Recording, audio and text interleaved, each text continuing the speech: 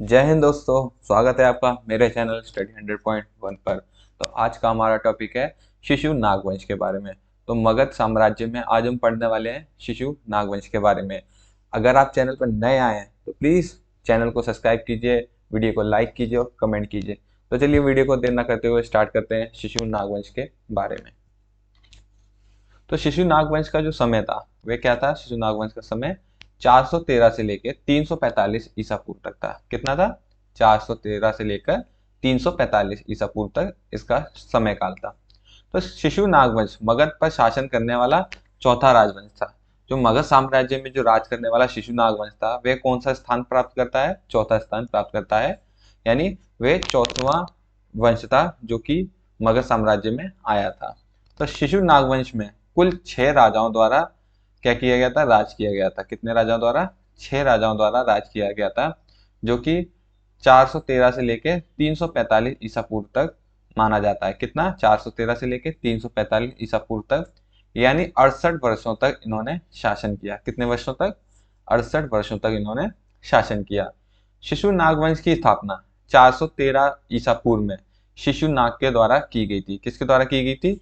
शिशु नाग के द्वारा की गई थी, जो कि हर्यक वंश के अंतिम शासक महाराजा नागदशक की हत्या करने के बाद की गई। ठीक है, किसके द्वारा? जो शिशु नाग था उसने क्या किया था? हर्यक वंश का जो शासक था नागदशक, उसकी हत्या कर दी थी और उसके बाद उसने अपने वंश शिशु नाग वंश की स्थापना की। तो शिशु नाग ने मगध के प्राचीन राजधानी राजगृह और वैशाली को अपनी राजधानी बनाकर शासन किया था। क्या किया था? जो पहले जो हर्यक वंश था उसमें राजधानी क्या थी? राजगृह। ठीक है, तो इसने भी क्या किया कि जो मगध की प्राचीन राजधानी थी राजगृह और वैशाली, उसी को ही अपनी राजधानी बनाकर शासन करने लगा था। तो शिशु नाग हर्यक वंश में नागदशक का सेनापति था। जो शिशु नाग था वह हर्यक वंश में क्या था? नागदशक का सेनापति था। इसने नागदशक की हत्या करके नए वंश की स्थापना की और वह किस नाम से कहलाया? शिशु नाग वंश के नाम से प्रसिद्ध हुआ था। तो आप समझ गए होंगे कि शिशु नाग वंश की उद्गम कैसे हुआ था। याद रखिएगा कि जो शिशु नाग था उसने नागदशक की हत्या कर दी। नागदशक कौन था? वह हर्यक वंश का अंतिम शासक था, जिस कारण शिशु नागवंश का उद्गम हुआ। तो अब बात करते हैं शिशु नागवंश में शासक करने वाले शासकों के बारे में। तो सबसे पहले स्थान पर आता है शिशुनाग, जिसने शिशु नागवंश की स्थापना की। इसका समय काल था 413 से लेकर 395 ईसा पूर्व तक। लगभग इसने 18 वर्ष तक शासन किया। कितने वर्षों तक? 18 वर्षों तक शासन किया। तो इसके ऊपर जो टिप्पणी है वे क्या कहती है? नागदशक की हत्या करने के बाद इसने राजवंश की स्थापना की। किस राजवंश की? शिशु नागवंश की स्थापना की। दूसरा हुआ था कालाशोक। इसका समय काल क्या था? 495 से लेकर 377 ईसा पूर्व तक इसका समय काल था और ये इसने भी लगभग 18 वर्षों तक शासन किया। ये शिशुनाग का पुत्र था।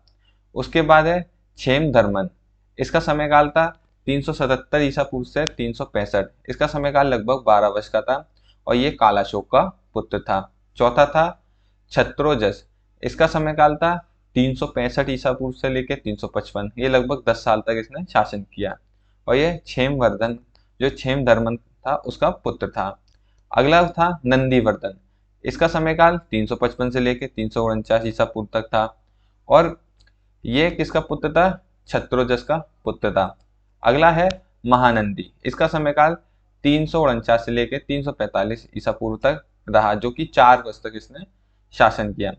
ये शिशु नागवंश का अंतिम शासक था और उसका साम्राज्य उसके नाजायज बेटे महापनंदन ने कब्जा कर लिया था। किसने कर लिया था? इसके नाजायज बेटे महापनंदन ने इस पर कब्जा कर लिया था।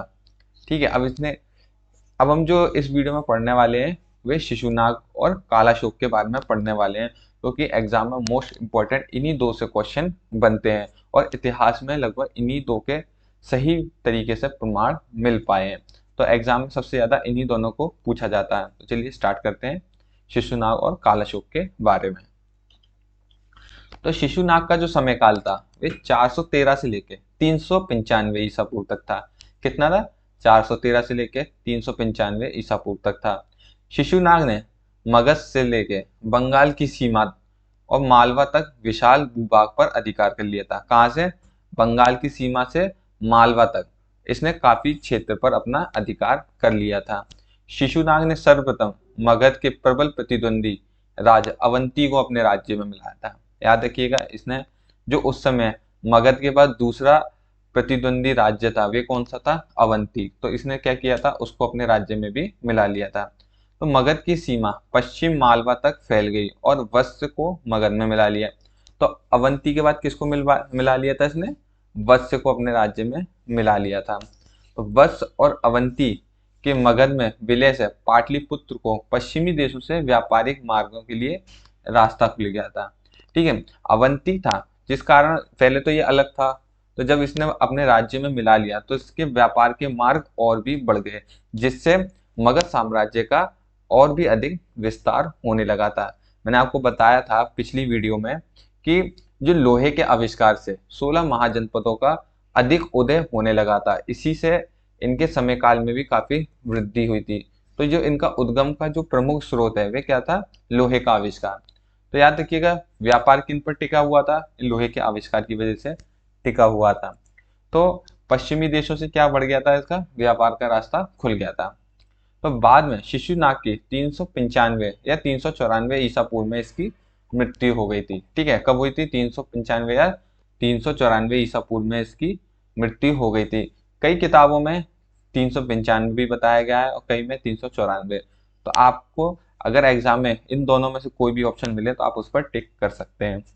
तो इसके बाद जो शिशुनाग था, तो उसके बाद इसका पुत्र कालाशोक अगला शासक बना। कौन बना था? कालाशोक इसका शासक बना था। तो चलिए अब आगे बढ़ते हैं और कालाशोक के बारे में जानते हैं। तो कालाशोक का समयकाल क्या था? 395 से लेके 377 ईसा पूर्व तक। तो कालाशोक शिशुनाग का पुत्र था। किसका पुत्र था? शिशुनाग का पुत्र था। और उसकी मृत्यु के बाद ये मगध का अगला शासक बना, यानी मगध का शासक बना। और ये किस राजवंश से था? शिशुनाग वंश से था। तो महावंश में इसे कालाशोक तथा पुराणों में इसे काकवर्ण के नाम से भी जाना जाता है। अब जो महावंश है इसमें इसे किस नाम से जाना जाता है? कालाशोक। तथा पुराणों में से किस नाम से जाना जाता है? ये काकवर्ण के नाम से जाना जाता है। तो कालाशोक ने अपनी राजधानी को पुनः पाटलिपुत्र स्थानांतरित कर दिया था, यानी इसने राजगिर से बदलकर क्या कर दिया था? इसने अपनी राजधानी को पाटलिपुत्र स्थानांतरित कर दिया, यानी बदल दिया। इसने लगभग 28 वर्षों तक शासन किया था। कितने वर्षों तक? याद रखिएगा, ये फिगर आपका चेंज होता रहता है। ठीक है, तो आपको ज्यादा डेट पर याद नहीं रखना है, आपको ये याद रखना है कि इसने क्या क्या कार्य किए हैं। ठीक है, तो कई में 18 वर्ष बताता है, कई में 28। तो आपको कहीं भी ये ऑप्शन मिले तो आप उन पर टिक कर सकते हैं। तो कालाशोक के शासन में ही बौद्ध धर्म की द्वितीय संगति हुई थी। मोस्ट इंपॉर्टेंट है ये वाला। आपको इसमें कालाशोक में दो चीजें याद रखनी है कि इसने अपनी राजधानी पाटलिपुत्र कर दी थी, और दूसरी बौद्ध संगति यानी द्वितीय बौद्ध संगति किसके समय काल में हुई थी? कालाशोक के समय काल में हुई थी। प्रथम बौद्ध संगति किसके समय काल में हुई थी? वे हर्यक वंश के समय काल में हुई थी। ठीक है, तो याद रखना है आपको, द्वितीय बौद्ध संगति किसके समय काल में हुई? कालाशोक के समय काल में हुई थी। तो महाबोधि वंश के अनुसार कालाशोक के 10 पुत्र थे। कितने पुत्र थे? कालाशोक के 10 पुत्र थे, जिन्होंने 22 वर्षों तक शासन किया था। कितने वर्षों तक? 22 वर्षों तक शासन किया था। फिर शिशुनाग वंश का अंतिम राजा महानंदी था। कौन था? शिशुनाग वंश का अंतिम राजा महानंदी था।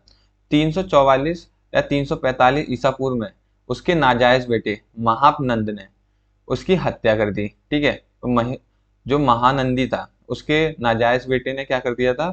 महापनंदन ने उसकी हत्या कर दी और सारा साम्राज्य अपने कब्जे में कर लिया। और महापनंदन ने क्या किया था? फिर नंद वंश की नींव रखी।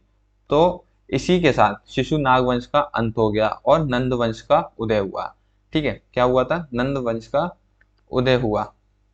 तो आपको क्लियर हो गया होगा कि जो शिशुनाग वंश का अंत कैसे हुआ था? महानंदी की हत्या कर दी गई उसके नाजायज बेटे महापनंदन द्वारा, और महापनंदन ने क्या किया?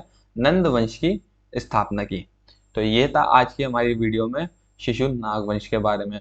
तो उम्मीद है आपको वीडियो काफी अच्छा लगा होगा और आपको पूरी जानकारी भी मिली होगी। अगर आपको वीडियो अच्छा लगा हो तो प्लीज़ वीडियो को लाइक कीजिए, कमेंट कीजिए और चैनल को सब्सक्राइब करना ना भूलिएगा स्टडी 100.1 को। धन्यवाद।